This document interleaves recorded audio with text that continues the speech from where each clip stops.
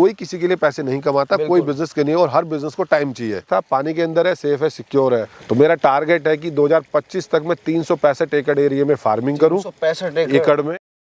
दोस्तों आज हम एक बहुत बड़े फिश फार्म पे आए हैं और आज आपको फिश फार्मिंग की बिल्कुल ज़मीनी सच्चाई से रूबरू कराएंगे। हमारे साथ में हैं रजनीश जी, जो पिछले काफ़ी टाइम से फिश फार्मिंग कर रहे हैं। तो रजनीश जी बहुत बहुत स्वागत है आपका हमारे चैनल पे। नमस्कार। छोटा सा परिचय हमारे दर्शकों को दीजिए। मेरा नाम रजनीश कुमार चौधरी है, मैं डिस्ट्रिक्ट गाजियाबाद से हूँ, उत्तर प्रदेश, और मैं फिश फार्मिंग कर रहा हूँ लास्ट 5 साल से।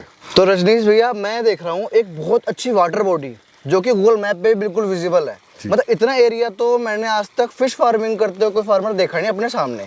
तो इन सब चीज़ों में कैसे आया, थोड़ा सा ये बताओ हमारे दर्शकों को। ये वाटर बॉडी के बारे में मैं आपको बताऊं तो ये वाटर बॉडी यूपी गवर्नमेंट की लैंड है। 2020 में मैंने ऑक्शन मिली 10 ईयर्स के लिए। अच्छा। 2021 में इसको डेवलप किया और अभी ये फुल्ली ऑपरेशनल है। मैं एनुअली तकरीबन यहाँ से 160 से 170 टन कार्प्स मछली, जो एक प्रजाति है मछलियों की, उनका प्रोडक्शन लेता हूँ मैं ये देख रहा हूँ कि इतना एरिया है और बीच में हमने टापू बना रखा है वहाँ पे जी। तो टापू की कहानी है, मतलब पहले से था ये टापू है फिर आपने खुद बनाया है, आर्टिफिशियल है? नहीं, ये टापू आर्टिफिशियल है और मैंने बनाया है। ये पूरी एक बैरन लैंड थी, तो जब मैं इसे डेवलप कर रहा था तो वो कॉन्सेप्ट क्लियर था कि हम इसमें एक्वा इको पार्क बनाएंगे जी। तो ये हमारे इंडिया में बड़े कम है, तमिलनाडु या केरला की साइड में आपको मिल जाएंगे जी जी। लेकिन ये हमारे नॉर्थ इंडिया में कहीं नहीं है, अगर मैं नॉर्थ या सेंट्रल इंडिया की बात करूँ जी। तो जैसे मैंने बाकी सारे थाईलैंड, इंडोनेशिया, मलेशिया वहाँ पे देखे इस टाइप के कॉन्सेप्ट, तो वहाँ ये मेरा फर्स्ट डे जब ये डेवलप कर रहा था वाटर बॉडी, तो ये कॉन्सेप्ट माइंड में था कि हम यहाँ पे एक आइलैंड बनाएंगे और यही इस वाले जो हम वाटर बॉडी है इसका यूएसपी है। अच्छा। तो आप आइलैंड पे जब जाएंगे आप बोटिंग करके ही जाएंगे। अच्छा। तो वहाँ पे हमने पूरा एक किड जोन, रेस्टोरेंट, पूरा एक्वा पार्क बनाया हुआ है। अच्छा, एक्वा टूरिज्म बनाया हुआ है और पूरा वो गेट टुगेदर्स के लिए जी। और मतलब इवन चाहे ट्रेनिंग हो, चाहे आपकी एनिवर्सरी हो, बर्थडे हो, कॉर्पोरेट पार्टीज हो जी जी, और किड्स पार्टी हो, तो पूरा एक यूनिक कॉन्सेप्ट बनाया हुआ है नॉर्थ इंडिया में और दिल्ली के सबसे नजदीक जी। सबसे अच्छी बात है, बहुत पास है तो दिल्ली, गाजियाबाद, गुड़गांव, नोएडा, आप किसी भी डिस्टेंस से देखेंगे तो हार्डली आपकी 25 से 30 मिनट की दूरी पे ये मेरा फार्म है, मसूरी झील जी। अच्छा ये बताइए फिश फार्मिंग में कैसे आना हुआ आपका, पूरी स्टोरी बता दीजिए अपनी अर्ली लाइफ, कैसे मतलब इसके अंदर, क्योंकि मैंने सुना था कि आप इंजीनियर बैकग्राउंड से हैं, थोड़ा सा बताइए इस बारे में। मैं बीटेक की 2004 में इलेक्ट्रॉनिक्स कम्युनिकेशन से, फिर मैंने तकरीबन 14 साल जॉब करी इंडियन कंपनीज में और एमएनसीज कंपनीज में, तकरीबन 7-8 देशों में घूमा, जॉब भी की। 2017 में मेरा एग्रीकल्चर में इनिशियल से इंटरेस्ट था, तो 2017 में मैंने एक्सप्लोर करना स्टार्ट किया। तो जब मैं पूरा एग्रीकल्चर एलाइड, जैसे आपका गोट फार्मिंग हो, पर्ल फार्मिंग हो, पोल्ट्री हो, डेयरी हो, एक्वाकल्चर हो, तो ये सब एक्सप्लोर कर रहा था, तो मेरे को सबसे अच्छा एक्वा फार्मिंग लगा जी। और उसके 2-3 मेन रीज़न थे। सबसे बड़ा रीज़न तो ये था कि पूरे इंडिया लेवल पे डिमांड सप्लाई का बहुत बड़ा गैप है। अभी हमारा इंडिया 2nd नंबर पे है एक्वाकल्चर में ग्लोबली आफ्टर चाइना। दूसरा कि हमारे दिल्ली में भी 1000 टन की लैंडिंग है पर डे। तो डिमांड सप्लाई एक इतना बड़ा गैप था कि आप कोई भी प्रोड्यूस तो बना लोगे, प्रोडक्शन कर लोगे जो आम किसान करते हैं, सबसे बड़ा प्रॉब्लम रहती है मार्केट प्लेस का है, सेल कहाँ करेंगे। तो ये एक ऐसा प्रोडक्ट था जिसकी डिमांड सप्लाई बहुत बड़ा गैप था। तो पहले क्लियर हो गया कि एक अच्छा फील्ड हो सकता है। दूसरा, इस वाली फील्ड की सबसे बड़ी खासियत क्या थी कि आप अपनी क्रॉप को होल्ड कर सकते हैं।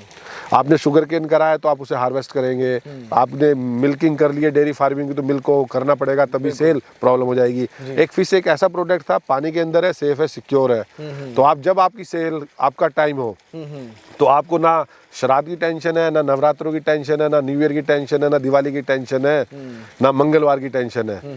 तो बाकी सारे प्रोडक्ट्स तो जैसे बड़े हो गए आपको हार्वेस्ट करने हैं, सेल करने हैं। एक्वाकल्चर का सबसे बेस्ट पार्ट ये था कि आप होल्ड कर सकते हैं। तीसरा सबसे अच्छी बात ये थी कि ये बिजनेस है ना आपका ऑपरेशनल कॉस्ट सेंट्रिक था। तो अगर आप कोई और बिजनेस करते हैं तो आपको इनिशियल पे कैपिटल इन्वेस्टमेंट डेवलपमेंट में बहुत लगाना था, यहाँ पे वो कंपेरेटिवली कम था। तो 3-4 एक की पॉइंट्स थे, तो ये सब मैं कंसिडर करके 2018 में मैंने फिश फार्मिंग स्टार्ट की 12 एकड़ से। 6 एकड़ मेरी पेरेंटल लैंड है, 6 एकड़ मैंने किसान से लीज पे ली। तो लेकिन मेरे को 1 साल की जर्नी में क्लियर हो गया कि ये स्केलेबल बिजनेस है, क्योंकि अगर मेरे को एंटरप्रेन्योर वाली कैटेगरी ही चूज करनी है तो फार्मर वाला वर्ड हटाना पड़ेगा अपने साथ से। जी। तो मैंने वो एक्सपेंड करना स्टार्ट किया। 2019 से मैंने 40 एकड़ और फार्मरों से लीज पे ली। अच्छा। 2020 में 50 एकड़ लीज पे ली मैंने। जी, जी। तो 2021 ऑपरेशनल तक मैंने 100 एकड़ कर ली। 22 में फिर मैंने एक 10 एकड़ का एक और वाटर बॉडी ऐड की। अभी हम 23 एंड पे हैं, तो 23 एंड तक इस साल मैंने 25 एकड़ और वाटर बॉडी डेवलप की है, जो कमिंग मार्च 2024 में ऑपरेशनल कर दूंगा। और 2024 के लिए 30 हेक्टेयर लैंड शॉर्टलिस्ट की है। जी। तो मेरा टारगेट है कि 2025 तक मैं 365 एकड़ एरिया में फार्मिंग करूं, 365 एकड़ में, और तकरीबन 1000 टन में एनुअली प्रोडक्शन करूं। जी, तो जी। 365 एकड़ में मैं मेजरली 2 प्रजातियों की मछलियों का पालन करता हूं, कार्प्स कैटेगरी का और कैटफिश कैटेगरी का। तो उसमें मैं अपनी नर्सरी मैनेजमेंट भी हो और कल्चर पॉन्ड्स भी हूँ। अच्छा, मुझे एक बात बताइए, आपने जैसे जॉब करी इतने साल, जी, क्या पोस्ट थी लास्ट और क्या पैकेज रहा होगा आपका? मैं चाहूंगा आप दर्शकों को बताएं, खुल के बताएं थोड़ा सा। तो मैं लास्ट मेरी हनी एरिक्सन ग्लोबल सर्विसेज में जॉब थी और मैं वहाँ पे मैनेजर मेरी पोजीशन थी। जी। और मेरा तकरीबन 30 लाख का पैकेज था एनुअली। 30 लाख का था वो, आज कितना है? अगर आज उससे ज़्यादा ही कमा रहा हूँ। जी, थोड़ा सा फिगर्स बताइए हमें। तकरीबन मैं 50-60 लाख रुपए कमा लेता हूँ साल के। हाँ, प्रॉफिट। अच्छा। हाँ जी। और जैसे अभी की बात कर रहे हैं, तो हाँ जिस जी। हिसाब से आपका एम बढ़ा है, ये बढ़ता जाएगा, है वो ना? तो बढ़ेगा ही। जब आपका स्प्रेड अप एरिया बढ़ जाएगा, प्रोडक्शन बढ़ जाएगा, जी। तो प्रॉफिट भी उसी अनुपात क्या में बढ़ेगा। प्रोडक्शन कर पा रहे हैं आप अभी? अभी मैं- बात करें और जो आपकी पंगास है, अभी मैं तकरीबन एनुअली 300 टन का प्रोडक्शन करता हूँ। 300 टन। हाँ, और मेरा 1000 टन का प्रोडक्शन का टारगेट है। जी, अभी 300 है, 1000 तक का 25 में लेके जाएंगे, जी। है ना? तो ये कि कहाँ सेल होता है जी? मार्केटिंग, आपने कहा कि इसकी मार्केटिंग की मतलब दिक्कत ही नहीं है, तो क्या है मार्केटिंग, थोड़ा बताओ कैसे होती है? मार्केटिंग, अगर को आप फिश फार्मिंग कर रहे हैं तो बहुत सारे ब्रोकर्स हैं मार्केट में अवेलेबल। वो सारी फिश आपके फार्म गेट प्राइस फार्म से ही पिक कर लेंगे, जो कि वो लाइव फिश सेल करते हैं। अगर आप बड़ी मार्केट के मंडी के नज़दीक कर रहे हैं तो आप हमेशा लाइव फिश सेल कीजिए। जो कोस्टल एरिया है, जो दूर वाले एरिया से अगर दिल्ली या नियर बाय एरिया में कहीं मछली आती है तो वो आपकी आती है आइस वाली।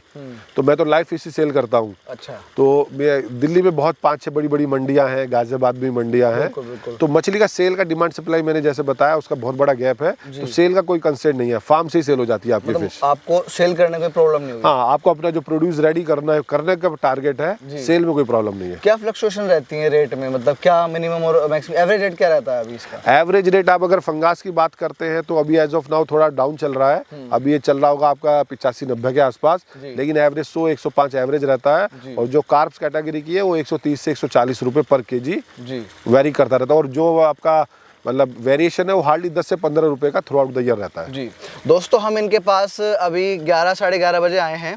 सुबह 6 बजे इनकी हार्वेस्टिंग हो चुकी है, तो माफ़ी चाहूँगा कि आपको हम फिशेस नहीं दिखा पाएंगे, लेकिन कोशिश करेंगे कुछ क्लिप्स आपको दिखाने की।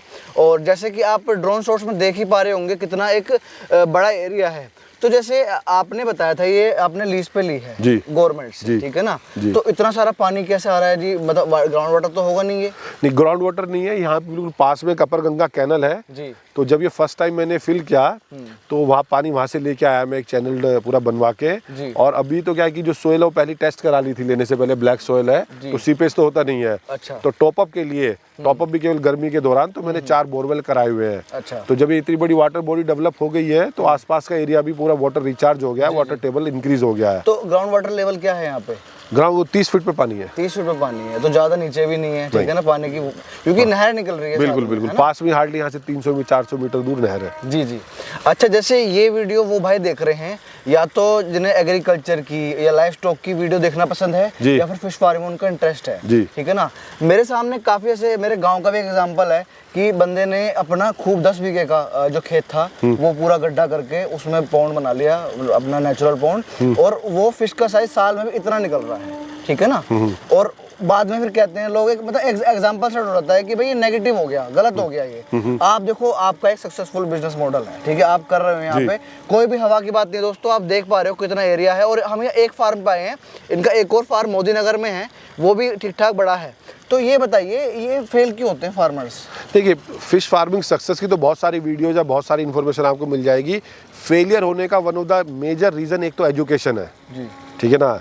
जैसे हम कॉलेज में एडमिशन लेते हैं, स्कूल में एडमिशन लेते हैं, हमारे गुरुजी रहते हैं, या घर में जब हम पैदा होते हैं हमारे माताजी पिताजी गुरु होते हैं। तो सबसे पहले तो आपको एक गुरु ऑप्ट करना पड़ेगा, एक गुरु ढूंढना पड़ेगा जो आपको सही डायरेक्शन दे। दूसरा, गुरु पे विश्वास करना पड़ेगा, क्योंकि जहाँ भी जो बिजनेस कैश रिच बिजनेस होते हैं ना, हर बंदा सोचता है कि अब इंडियंस है वो सोचते हैं इंडिया में पैदा हुए तो हर कोई किसान है। बिल्कुल। लेकिन आप एक किसान, एक बंदा वो भी है जो 1 हेक्टेयर में 300 क्विंटल गन्ने भी निकाल रहा होगा, एक है जो 30 ही निकाल रहा है। बिल्कुल जी बिल्कुल। ठीक है ना।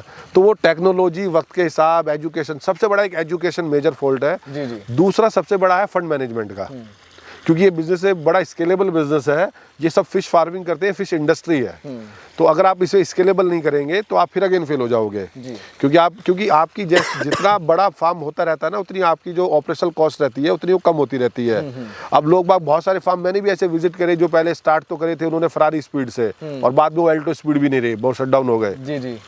उसका मेन कारण ये रहा कि उन्होंने अपने आप को फार्मर कंसीडर नहीं करा, उन्होंने एंटरप्रेन्योर तो बन गए लेकिन 2 एकड़ में फार्मिंग करके कोई एंटरप्रेन्योर नहीं बनता। जी जी। तो बेस्ट इकोनॉमिकल साइज अगर आपको सक्सेस होना है तो कम से कम 5 से 10 एकड़ आप फार्मिंग करें। और ये ठीक है, यहाँ पे कम टाइम देना पड़ेगा, मॉनिटरिंग ज़्यादा है, लेकिन आपको टाइम तो देना ही पड़ेगा ना। कोई किसी के लिए पैसे नहीं कमाता, कोई बिजनेस के नहीं, और हर बिजनेस को टाइम चाहिए। अगर आपने स्केलेबल बिजनेस करा है, एजुकेशन करी है और फंड मैनेजमेंट करा है तो इसमें कोई बुराई नहीं है, कोई आप फेल होने के कोई चांसेस नहीं है। फेल होने का मेजर कारण ये है एजुकेशन। तो एजुकेशन क्या है कि अब मैं किसी को ये तो सजेस्ट नहीं करूंगा कि कोई जाके 4 साल BFSC करे फिर 3 साल MFSC करे, लेकिन वो जितने एक्सपीरियंस फार्मर्स है, फार्मिंग स्टार्ट करने से पहले कम से कम 20 से 25 फार्मर्स के फार्म घूमे, वो वहाँ पे अपनी चेकलिस्ट बनाए कि भैया क्या वो कर सकता है क्या नहीं कर सकता। मैं सैटरडे संडे पढ़ाता भी हूँ पारस भाई, और मैंने तकरीबन लास्ट के 3 साल में 500 यूनिक बंदे पूरे इंडिया से पढ़ाए हैं। अच्छा। और उनमें 10-12 बंदे ऐसे ही पढ़ाए हैं जो पढ़ के गए हैं, उनके पास सब चीज़ है, रिसोर्स है, फंड है, बट उनका माइंड ऐसा था कि वो सोच रहे थे बस मछली डाल देनी और बड़ी हो जानी है। बिल्कुल, बिल्कुल। लेकिन जब वो 2 दिन के एक प्रोसेस से निकले तो उन्हें पता चला यहाँ पे तो टाइम भी देना पड़ता है, वो इसलिए उन्होंने विड्रॉ किया। जी जी। तो जब आप 20-25 फार्म पे घूम लेते हैं तो आपको एक आइडिया पता चल जाता है कि भैया यहाँ पे क्या क्या हम कर सकते हैं, क्या नहीं कर सकते, क्या आपकी कैपेबिलिटीज है क्या नहीं है। और आपको सबसे अच्छी ट्रेनिंग फील्ड की ही मिलती है। बिल्कुल जी बिल्कुल। क्योंकि देखो जिसकी हमें एजुकेशन लेनी है तो हमें गुरुओं को खुद ही ढूंढना पड़ेगा, उसके पास जाना पड़ेगा। एक गुरु तो अच्छा बनाना ही पड़ेगा किसी भी फील्ड में, ताकि हमें अच्छी गाइडेंस मिल सके। बिल्कुल बिल्कुल। ठीक है ना, कुछ गलत काम हम ना करें। बिल्कुल बिल्कुल एग्री। दोस्तों इन्होंने बिजनेस स्टार्ट किया था अपनी लैंड पे, शायद बहुत दिक्कत भी होंगी फैमिली वालों को कन्विंस करने में। वो तो स्टार्टिंग में भाई इतना अच्छा पैकेज है, क्यों छोड़ के आ रहा है, गांव में क्यों आ रहा है, ये कहते हैं घर वाले। बिल्कुल बिल्कुल, ठीक है ना। लेकिन आज एक बहुत अच्छा एक एग्जांपल सेट है इंडिया लेवल पे। और फिश फार्मिंग में इनको, मतलब मैं तो खैर इनके पास शायद दूसरी बार आया हूँ, ऑल ओवर इंडिया में बहुत लोग जानते हैं इनको फिश फार्मिंग के ऊपर। अच्छा एक चीज़ और मैं बोलूँगा, ये जो इनका जो आज इन्होंने बताया 50 लाख आप अर्न कर रहे हैं ईयरली, है ना, तो एक दिन में नहीं हुआ ये, इन्होंने एक्सपेंड करा, 5 साल लगाए उसे के लिए। और इन्होंने ये नहीं सोचा कि यार लीज पे ले रहा हूँ मैं, क्यों ले रहा हूँ, डरे नहीं है, उसको करा, लेकिन एक अच्छी डायरेक्शन में मेहनत करी। तो ये थे हमारे साथ में रजनीश जी, जिन्होंने हमें ग्राउंड रियलिटी बताई है फिश फार्मिंग की। मैं आशा करता हूँ वीडियो पसंद आई होगी आपको। जल्दी मिलेंगे नई वीडियो के साथ, तब तक के लिए जय जवान जय किसान।